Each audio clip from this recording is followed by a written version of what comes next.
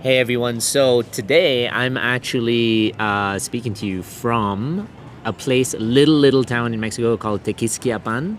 It's absolutely bloody gorgeous. So my YouTube coach actually said, since you're on your travels anyway, take your microphone, your camera with you, take recordings, let everybody connect with your travels, let them enjoy like where you're at. So before I get into the video, I know what you're waiting for.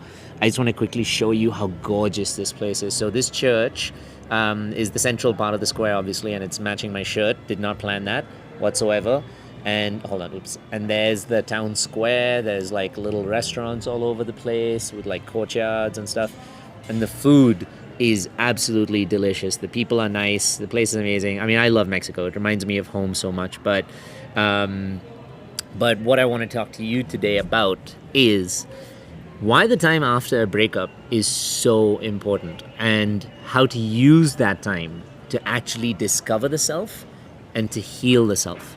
This is a really important one for you guys because I've been through breakups before. And the thing about a breakup is, I think there's one thing almost all of us can agree on, is that there's some pain with it. If you're the person who's made the decision and let's say you were disconnected a little bit from the relationship, the pain is not the same kind of obvious pain as heartbreak. The pain was before, where you felt the disconnection. You didn't actually really feel connection enough, and that in itself is a little painful.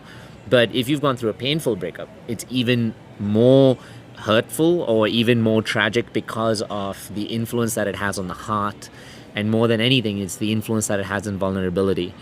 I went for a little wine tour today, and I was talking to the girl who's hosting the wine tour, and it was a good opportunity for me to talk to her about a previous setback that she had in her life and how it's limited her vulnerability from her trusting in the future.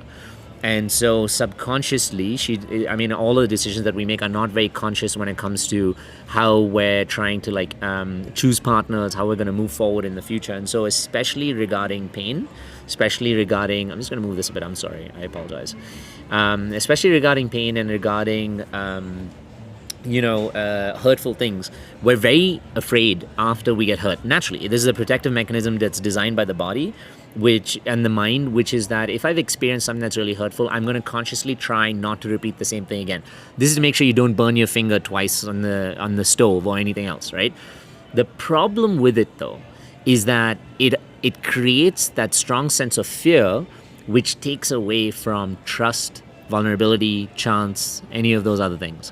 And so let's talk about, like, even if you burn your finger on the stove twice, right? If you burn it once, the second time, a lot of us become hesitant to get to the stove. The problem of which is, I may never cook again, right? If that was the actual resultant, is that I burnt myself, so I'm never going to trust myself around fire or trust fire, then I'm not going to be able to cook, not going to be able to keep myself warm, I'm not going to be able to actually get the benefits from fire. So in relationships, when relationships end and we break up, we're left with a lot of pain. A lot of the time, subconsciously, this pain now wants to create a distance between us connecting with the relationship again the next time, to try to trust. We don't realize it, that it limits our vulnerability a lot. And so how that shows up is we choose partners that don't lead to, the most constructive relationships for ourselves. We find things where we're just dabbling a little bit here and there. We have a little bit of avoidance, or we have one foot out the door all the time. And if, depending on your attachment style, it shows up differently. Like for the avoidant, it's very obvious, where they'll like focus full time in like work or some other professional situation or a hobby, something non-emotional. For the anxious, they tend to overcompensate. So we start to get into a place where we're deemed more needy, or we're like reaching out way too much. And we don't realize that it's a subconscious mechanism by the mind to create a non-fulfilling relationship, because it doesn't want to get to that point where you can really develop vulnerability, you can really develop a good relationship, which leads to a possibility of a huge amount of pain and a breakup. So let's talk about this time after the breakup. We know it's painful now. So what do I do? What do I do yet? I've broken up, or someone's broken up with me, and it hurts a lot. The first thing that you need to do that's really important is to grieve. It is extremely important for you to be able to grieve the relationship, for you to be able to grieve the time that you had, for you to be able to grieve, I think this is better, for you to be able to grieve what you shared, for the feeling that you had, how special it was. How you do that is by accepting that what you had was good. was beautiful. It contributed to your life. Journal about it. Journaling is a really strong way to be able to take the pain, to be able to take the thoughts, to be able to take what you're feeling, and to have a conversation with yourself. This conversation with yourself, I cannot tell you how important it is, because the first thing we want to do also when we break up is go back to the ex. Message them, get vulnerable, and say, hey, I really miss you. The times were really special. And this is how I'm feeling, XYZ. Because we're not actually looking to express how we're feeling. We're looking for the connection that comes back from them after we express how we're feeling. But that's dangerous because it doesn't allow us to move on. In fact, it also doesn't allow us to see the lessons that come from it, because we're focusing only on one element. And we're focusing on the element of getting connection back from this partner, allowing the situation to come back, hoping to be allowed back into the space. And like I said, the challenge with that is that if the relationship ended for a reason, whatever reason, maybe we weren't ready, maybe the situation wasn't like what we thought it was, we weren't connected, whatever it is, and we don't accept that. So now, what do we do then? Okay, I'm hurting and I'm vulnerable. First thing, as I said, is journal. Use this vulnerability as an opportunity to discover more about yourself. So you're sensitive. Heart's hurting. It's feeling like, oh my God, I'm really sensitive to what I'm feeling. What are the things you enjoyed about that relationship? Take that time when you're vulnerable and you're feeling like, oh my God, she made me feel really loved or really wanted, or she really supported me or cared for me, or he really guided me and led me, or he was also very nurturing and helped me pushed my career. Whatever you feel like you got from that relationship, don't attach it or identify it with the person itself, because the problem with that is then we attach to the identity.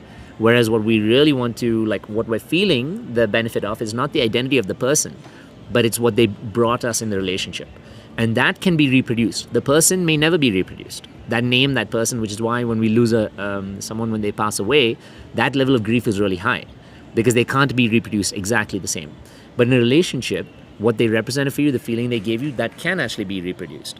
So look at the things that you felt and you enjoyed with them. Something I do after I break up, I also watch a lot of sad romantic movies, but I'm it's in my nature to feel very romantic about it, to feel the pain of it, the sorrow, to enjoy that heavy feeling of longingness. So then I look, what did I get in this relationship? I got companionship, okay? I got a true feeling of being taken care of, in the sense that an emotional capacity that I as a man may not be capable of. I found a woman really giving it to me.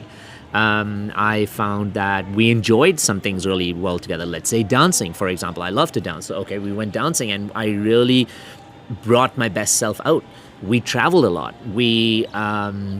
Or what she represented, for example, she represented support for me with my career or whatever I needed, some kind of emotional support, and she provided that in my grounding. She made the place feel more homely. Any of those things that you can think of, right? That now provides a list for you of what is important for you. Now, why this time after breakup is important is, a lot of us, when the breakup happens, we go from I had all of this to I have nothing. But that's not true. You still have yourself and you have the capability to reproduce it. That is what I was telling you about, how pain limits vulnerability.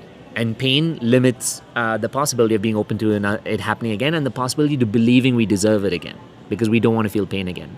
So when I see those things, I'm like, okay, I still have me, which means I am still capable of enjoying this time, enjoying my life and creating more of this setting. Okay, so in my house, I'm going to put up more paintings. I'm going to make it a little softer, kinder, and warmer, so that it feels like I'm getting that feminine energy that I can't provide for myself. I'm also going to maybe travel more. I'm going to plan travel with myself to enjoy it. And to create more companionship for myself, I will journal, I will take pictures, I will maybe go on tours or pub crawls or whatever else you need to do, so that you feel like you're more involved in it and you're not just sitting in a hotel room saying, oh, my life is terrible without this person. Because what you see is what you'll start to create more of an identity of, and what you start to create more of, you'll start to believe. And once you start to believe that, that's what you manifest. And that's why when a lot of the time when we tell ourselves after a breakup for many months, many years, we say, I'm alone, I'm just going to be alone subconsciously. We say it because we don't want to really get involved with someone else, really get into trust, really develop a relationship, and really feel pain all over again. It's not actually because we deserve to be alone. We don't. We all deserve to have love, connection, and partnerships. So back to the situation of like, okay, how do I use this time? Take those same things that you just journaled that you got from your relationship. Use the grieving process to recognize how much it was special to you, how you enjoyed it, and that it's time to accept. And you accept that that person provided a lot of it, and you accept that, okay, that may not be there right now. Feel the pain. It sounds difficult, but if you feel the pain, you're completing a cycle of feeling. Without feeling the pain, what you do is you suppress or you repress or you deflect. So now when you get into a relationship the next time, you are going to consciously try and ignore getting into the depths of those feelings because you don't know what that feels like. And you don't know what that feels like because you've avoided it. You've tried to eliminate the pain from it. You've tried to eliminate that deep, true connection. And so with yourself, essentially. So when you feel the pain, you open up yourself to a spectrum. It doesn't only have to be pain, it can be joys. You sit and you remember something I used to do when I was in boarding school. And I'm not trying to toot my horn, but I am just by nature in my Sagittarian blood. I'm a lover. I'm a romantic. Someone sent me something yesterday which said Sagittarians, they love to be in love, or they love love even if they don't have someone to be in love with. And it's true. So after in boarding school, I used to write letters to my girlfriends, and I still have those letters today. It's like 20, almost like 20 years. And I don't have them with me now, but sometimes when I'm just feeling like, the longingness of it, I take some of those letters and I just read them. And I just feel really familiar, like, of that feeling and that time and that connection. And I recognize, however, that I'm still capable of that and more, of course. But I recognize that I'm still capable of feeling that again with someone else because I've done it before. I'm capable of it. The next time that it happens, you have to realize that you are a little smarter. You've evolved a little more from the relationships, hoping you actually did some of the inner work, you processed it. So then you have to believe on the third time, or whenever, not third, like as you move forward, that you are now going to attract something more evolved because you're capable of that love, so you're capable of feeling it. But now you're a little more specific with how you want to enjoy it. That's the church bell behind me. Whoever's in there ringing those bells, I don't know whichever God it is that you think it is, but whoever's ringing those bells is like, you on point, Yats. I agree with what you're saying. So it's a little distracting. I'm going to try and get back to my point. So the grieving. Recognize it, feel it, look at pictures if you need to, but you have to allow this for like a little bit of time, like maybe a few weeks if you need to, depending on the depth or the length of your relationship, maybe a few months. But you have to, once you're done with it, let it go. There's this moment in the movie Love Actually that I really like. I'm not sure if you've seen it, but there's a couple, Keira Knightley, and I forgot the actor's name. They're like a mixed race couple, and his best friend is secretly in love with Keira Knightley. And for years and months, he's like chased her down, tried to not chased her down, he's just been avoiding her because he didn't really want to connect with it. And then one day, after they got married, Keira Knightley and the couple, this guy just went over to finally just accept what he was feeling and that he felt it for. And he just said it to her, and she just came out, gave him a kiss on his cheek, and he said, you know what? That's it. I'm done now. It's okay. I've accepted it. I have dealt with it. I've processed it. Now I need to let it go. And grief is like that. You can hold it in for a while. When you hold it in, you're not in the constructive building stage, but you're in the recognition and acceptance stage. And once you finish with that process of holding it and you accept that the time that it's had to play, you let it go. Once you let it go, you move the focus back on you now. Not on the relationship anymore, not on what the times that you had. You move the focus back on you now. Think about some of the lessons then. Then you use this time after the breakup. So we've done grieving. We've done journaling of what I'm feeling and what I'm going through. Now the step after that is reflection and introspection. So you now evaluate with your journaling, where were the moments in the relationship that I felt really triggered, for example? Or even better, like let's not just go that specific. Let's look generally. Why did the relationship not work out? Was it my call? So I made the decision about it not working out for these reasons, which means, okay, that means if I said I can't be in a relationship between X, Y, Z is not important to me, then I need to focus on A, B, C, which is important to me. And I need to focus on now working with that so that I can attract someone who has that, or I can bring that into my life. So that's one part of it. Next thing, maybe someone broke up with you. So you said, that person broke up with me. It's very easy for us to look on the surface and say, oh, they broke up with me because, they didn't want to spend time with me, blah, blah, blah. But it goes much deeper, not just amongst the connection. The connection is one very large reason why we may not be with someone, which then tells you, okay, then connection is valuable for me. It could be around, I have a lot of like my wounds that I'm bringing into this relationship. And I've seen that happen in my relationships where if there's unhealed wounds that come from within, we'll bring it as kind of like emotional baggage to the relationship. And it takes a toll straining one or both of us on that. So then you look at that and say, okay, what is the emotional like baggage or the wounds from my past that I'm still carrying? This is the most important part. Because if you change this, I can give this to you in blood, my blood or anybody's blood, preferably like my blood would be acceptable and I probably wouldn't go to jail to give it to you. But I can give it to you in blood that if you heal those wounds in that story, not only will you show up differently in your next relationship with whoever it is, you will attract a whole different type of person who is more suited now for your healing and the understanding of your wounds. Why? Because you have finally become understanding of your own wounds. You have finally taken the time to recognize your own wounds and where the healing lies. And so therefore you will attract someone else now into your life who's able to process it this like very similarly for you, because the universe is saying you're paying attention to you, you're paying attention to your wounds, you're paying attention to your healing, you're paying attention to what you need. I'm going to supplement this with someone here. I'm going to give you someone to be able to to grow with this. And I'm going to be able to give you someone who can really help you heal in this process. But it can only happen if you focus on it. So part of that reflection again on the relationship is to see what are the things that are important to me. You're doing all this introspection, reflection. What is it that I brought here that I need to heal from and that I need to let go of? And third is at the end, you ask yourself, what would I need to feel vulnerable again? Don't miss this question out, because a lot of us, we just forget about that aspect and we're like, oh, no, I'm just going to wait for the next relationship and it'll show up and we'll see what it's like. But we don't realize, again, like I told you, a lot of the time we're showing up with one foot out the door, or we're showing up with this big block here to say, I need this person to prove their trust to me before I can really open myself up. The problem with that is that we put all the responsibility of the proving and the healing onto them. And so no matter what they do, if we're not willing to be vulnerable right from the start or open up bit by bit, then we're going to expect them to prove that trust or not, but it's not going to be enough because it takes two people, no? My heart has to open up as well as them trying to open up my heart, or to show me that I can trust them with my heart.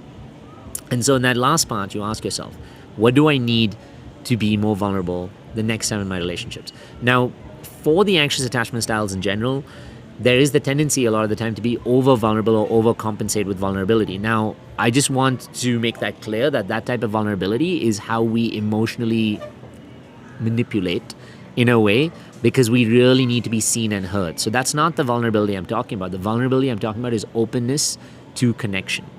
And the openness to connection is not just I'm on a dating app, I'm just meeting people, any of that stuff. The openness to connection is saying, do I trust?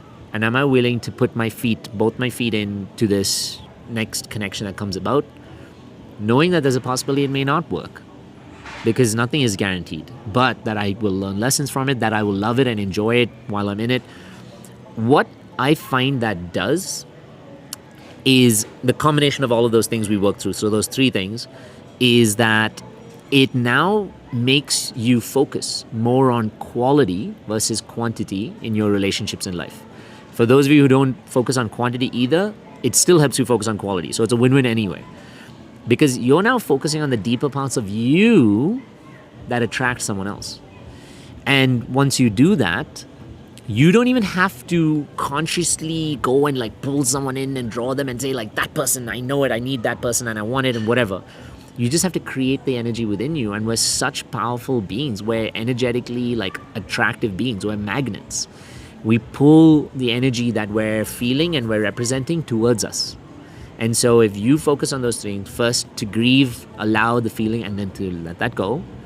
Second, to journal what you're feeling and what are the things that relationship showed you that were valuable, that you enjoy about yourself. And then third, to reflect and introspect, to be okay, what is it that, there's 4 parts. The third part, my bad. Part 1 is grieving, allowing it to go, and also just looking at the relationship and the value that you got from it and the things that it showed you about you that you enjoyed and that you maybe miss. Second is looking at the wounds that need more healing. What is the baggage that I've brought in this, to this relationship, and how do I work on myself now to let it go for the next one before I get in? And then the third one, which is about what do I need now to get more vulnerable in the next relationship? For some of you, it may be safety. Safety is the biggest thing. We all need emotional safety. For some, it's financial safety. It's a trust. It's for some of you, it's like a feeling of security, being with a man, or feeling an emotional nurturing, being with a woman, or any one of those. It doesn't have to be defined by those. This is just the generalization of the masculine, feminine energies, not sexes. Remember that. But when you recognize that, you're able to then say, how can I step into giving myself that more? The thing I need to be more vulnerable. How can I create more trust for myself? How can I feel more secure within myself? How can I feel more internally, like emotionally grounded and regulated, so that I don't feel dysregulated when someone maybe rejects me, basically chooses something else, or someone has a different preference, or that I meet guys who I don't connect with. When you don't take that personally, you now become more open because you're feeling more safe, feeling more secure. So that's what I would have for you guys today. I know this was a longer video, but those 3 parts, let's call them 3.